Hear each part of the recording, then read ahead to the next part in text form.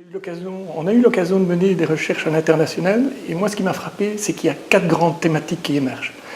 La première, c'est que dans tous les systèmes scolaires qui fonctionnent bien, que ce soit en termes d'efficacité et d'équité, la première chose, on met l'accent sur attirer des personnes de qualité pour devenir et pour rester enseignants. En clair, on part du principe que la qualité d'un système scolaire n'excédera pas la qualité de son corps professoral.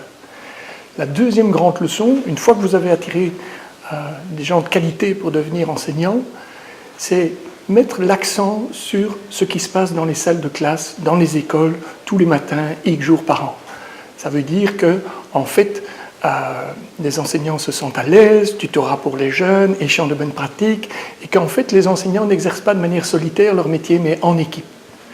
Le troisième élément, c'est dans les meilleurs systèmes, on attire des personnes de qualité pour devenir occuper la fonction de direction d'école. Il n'y a pas d'école de qualité dans une équipe de direction de qualité, et on s'assure que l'essentiel du temps des directions soit consacré à améliorer les pratiques pédagogiques des enseignants et à, je dirais, animer la démarche de progrès de l'école pour faire progresser et faire réussir tous les élèves. Le quatrième élément de ces systèmes qui sont parmi les plus performants, c'est la notion de dire que la performance globale d'un système passe par la réussite de chaque élève. Et donc, dans les meilleurs systèmes, on ne laisse personne sur le bord de la route, on est clair sur ce que chacun doit atteindre comme objectif. Quand il y a des écoles qui sont trop fragiles et où les indicateurs sont au rouge, on intervient de manière rapide et décisive. Et au niveau individuel, tous les enfants sont différents et parfois, notamment dès le plus jeune âge, et notamment pour contrebalancer un environnement familial défavorisé, on intervient par de la remédiation dès le départ pour éviter qu'un échec initial se transforme en échec pour le restant de la vie. Alors, savoir comment vous pouvez contribuer pour améliorer le système scolaire, eh bien là, j'ai réfléchi à ça et je pense que j'ai 5 suggestions très concrètes. La première, c'est que l'enseignement est une matière complexe. On est tous allés à l'école et donc on se dit que ça ne doit pas être très compliqué. Hein, on a des enfants et voilà. On généralise sur base de son expérience personnelle qui n'est absolument pas représentative de la réalité. On y rajoute des émotions positives, négatives, une forme de nostalgie de mon temps à l'école. Ça, c'est pas bon. Donc, la première chose, c'est si vous voulez vous investir, informez-vous pour mieux comprendre les enjeux et les changements à venir. Ça, c'est la première chose que vous devez faire. La deuxième chose, c'est, en fait, les acteurs de l'enseignement ne vous ont pas entendu. Ça les rend malades aussi de savoir qu'en fait, le système scolaire ne fonctionne pas aussi bien. Et donc, en fait, ils se sont dotés d'une feuille de route pour les années qui viennent.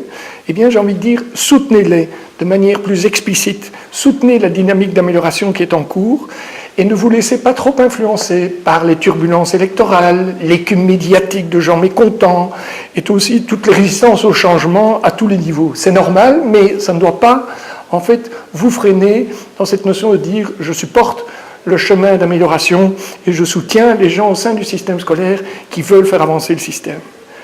Troisième chose, c'est peut-être plus concret, et peut-être vous avez le temps, ça serait de devenir l'ami critique, un ami bienveillant pour les directions d'école. Je pense que les directions d'école, c'est une fonction pivot dans les systèmes scolaires. Beaucoup de directions sont en souffrance, le métier est difficile, en particulier dans les écoles dites difficiles ou en écart de performance. Eh bien, s'engager personnellement en rejoignant par exemple le conseil d'administration d'une école, s'engager dans le cadre d'initiatives et d'amélioration pour renforcer par exemple les liens entre le monde de l'entreprise et le monde de l'enseignement, eh bien, je pense que ce sont des choses très concrètes et qui, si vous êtes nombreux à vous engager, peuvent faire la différence.